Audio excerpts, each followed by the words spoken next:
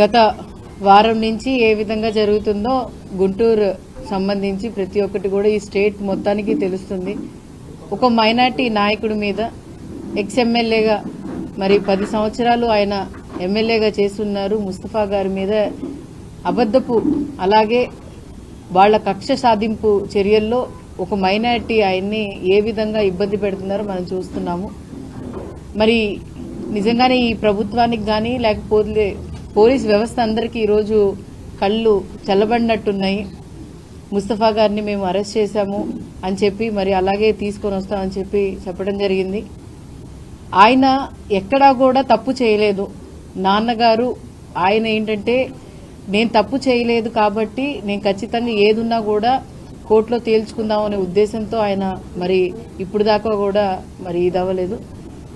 మీరు చూస్తుంటే ఏమీ లేని కేసులో ఈరోజు ముస్తఫా గారిని ఇరికించి ముస్తఫా గారిని కుటుంబాన్ని అలాగే వైఎస్ఆర్సీపీ పార్టీని ఎలాగైనా కూడా చెడగొట్టాలి, వైఎస్ఆర్సీపీ పార్టీకి ఒక మచ్చ తీసుకొని రావాలి అని చెప్పి ఈరోజు ఆయన మీద పెట్టిన కేసుల్ని ఏ విధంగా దాదాపుగా స్టేట్ మొత్తం కూడా ఏదో 13 మరి టీమ్స్గా ఫామ్ అయ్యి ఆయన పట్టుకోవడానికి నాకు అర్థం కానిది ఏంటి అంటే దీంట్లో ముస్తఫా గారు ఏదైనా టెర్రరిస్టా లేకపోతే ముస్తఫా గారి మీద ప్రీవియస్ ఏమైనా క్రిమినల్ రికార్డ్స్ ఉన్నాయా?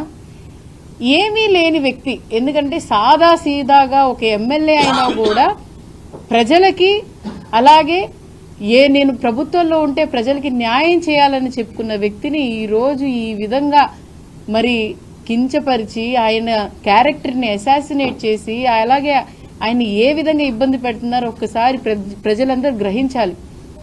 ఈరోజు మరి దాదాపుగా A1 నుంచి A9 వరకు ఎఫ్ఐఆర్ వాళ్ళు ఎలా రాయాలో వాళ్ళు రాసుకున్నారు, చేశారు. మేమైతే లాస్ట్ ఎప్పుడు ప్రెస్ మీట్ పెట్టినా కూడా నేను ఒకటే అడుగుతున్నాను, ఆ సీసీ కెమెరా ఫొటోస్ తీయమని చెప్పి.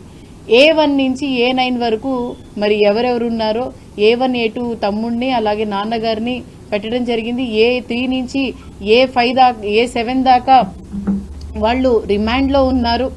మరి మిగతా వాళ్ళు ఎవరిద్దరో కూడా ఇప్పుడు దాకా కూడా స్పష్టం లేదు. కొత్తగా ఇప్పుడు మళ్ళీ కొత్తగా ఒక స్టోరీని క్రియేట్ చేసి నిన్న రాత్రి మళ్ళీ ఆ రిమాండ్ రిపోర్ట్ ఏముంది, ఒక వ్యక్తిని హైదరాబాద్లో మరి మా కజిన్ని కక్షతో, ఎందుకనంటే 2 days వాళ్ళ హ్యాండ్ ఓవర్లో పెట్టుకొని సాటర్డే నైట్ నుంచి తన హ్యాండ్ ఓవర్లో పెట్టుకొని తను కనిపించట్లేదని తన భార్య కంప్లైంట్ పెడితే తన మీద కంప్లైంట్ పెడతారా అని చెప్పి ఎక్కడైనా కూడా ఒకటి చూడండి, ఒక సిస్టమేటిక్ వే లేకపోతే ఒక ప్రొసీడింగ్స్ ఉంటాయి. ఏదైనా ఒక స్టేట్ నుంచి ఇంకో స్టేట్కి వెళ్తే అక్కడ పోలీస్ ఇంటిమేట్ చేయాలి అంతా ఉంటుంది.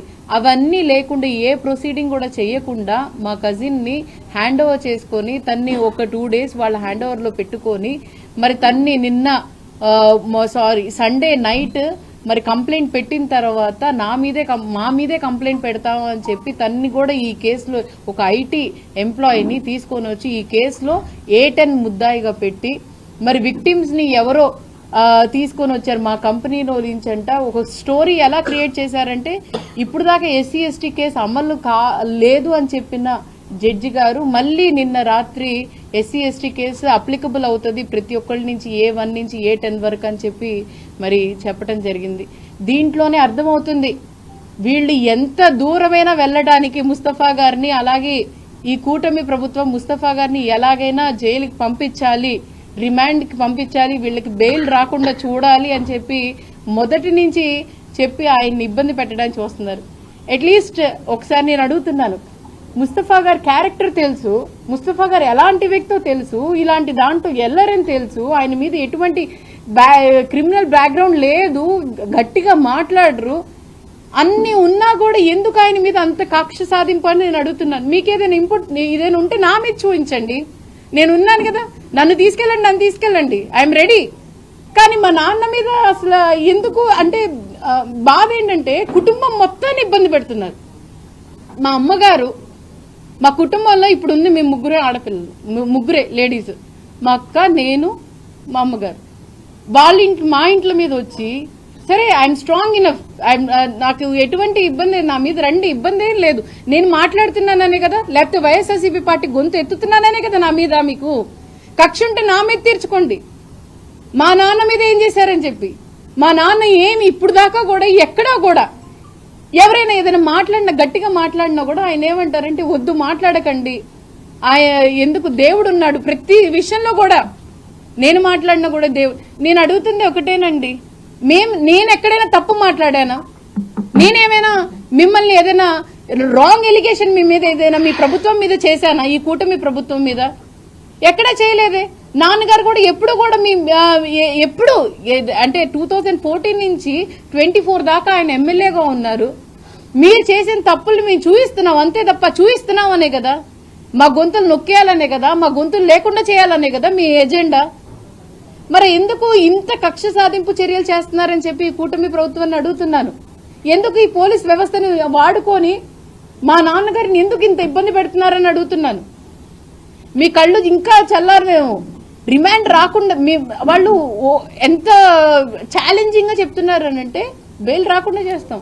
మీరు ఎక్కడైనా వేసుకోండి, క్వాష్ అయినా వేసుకోండి, మీ నాన్నగారిని మాత్రం లోపలే ఉంచుతాను బయటికి రాని అని అంటున్నారు. ఎందుకు అంత కక్ష?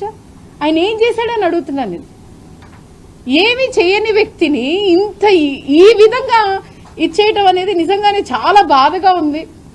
ఎందుకనంటే మేము న్యాయస్థానాన్ని నమ్మాం, న్యాయస్థానంలో న్యాయం జరిగిద్దని అనుకుంటున్నాం. ఏదేదో కొత్త ఎలిగేషన్స్ తీసుకొని వచ్చి ఆయన మీద చంపుతారని చెప్పారని, లేకపోతే కిడ్నాప్ అని, అసలు ఏమీ లేని కేసుని రాజకీయం చేసి రాజకీయం వాడుకొని ఈరోజు ఎవరు చేస్తున్నారో అర్థం కావట్లేదు.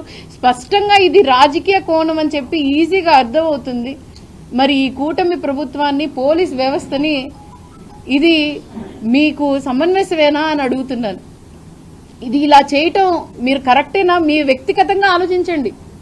కొంతమంది పోలీసులు అంటున్నారు మాకు తప్పదండి, మాకు పైనుంచి ప్రెషర్ అండి, మాకు తప్పదు. ముస్తఫా గారు మంచోడే ఆయన. మీరు ఇప్పుడు మచ్చేసినా మంచోడే. ఆయన జైలుకి వెళ్ళొచ్చినంత మాత్రాన ఆయన తప్పుడు మనిషి అవ్వడు. ఎందుకనంటే మీరు చేసిన ఆరోపణే తప్పు. మీరు రాసిన ఎఫ్ఐఆర్ ఎవరు చేత్తో రాశారు నాకు అర్థం కావట్లేదు, కానీ మీరు చేసిందే తప్పు, మీరు ప్రొసీడింగ్స్ చేస్తుందే తప్పు. ఎక్కడా కూడా ఏ ప్రొసీడింగ్ ఫ్రమ్ ద స్టార్టింగ్ ఏది కూడా మీరు కరెక్ట్ గా చేయట్లేదు. మేము అడుగుతుంది అదే. ఇప్పుడు దాకా ఏ ప్రొసీడింగ్ కరెక్ట్ గా చేయట్లేదు. మీరు ఒక ఐఓ అని ఇన్వెస్టిగేటర్ ఆఫీసర్ అని చెప్పి ఎక్కడా కూడా ఒక ప్రొసీడింగ్ కూడా ఇది కూడా మీరు కరెక్ట్ గా చేయట్లేదనే చెప్తున్నాం. మీరు ఎలా చేయాలో మేము చెప్పాల్సి వస్తుంది. సో ఇలాంటి చర్యలు ఇప్పటికైనా ఆపండి. ఈ రాష్ట్రంలో వైఎస్ఆర్సీపీ పార్టీ లేకుండా చేద్దామనే ఉద్దేశం ఉందని నాకు అర్థమవుతుంది, ఈజీగా ప్రజలకు కూడా అర్థమవుతుంది. ఖచ్చితంగా దీనికి మాత్రం దేవుడు అండగా ఉన్నాడు ముస్తఫా గారికి. అలాగే పార్టీ కూడా మేము ఖచ్చితంగా దీన్ని లీగల్ గా ఫైట్ చేస్తాం.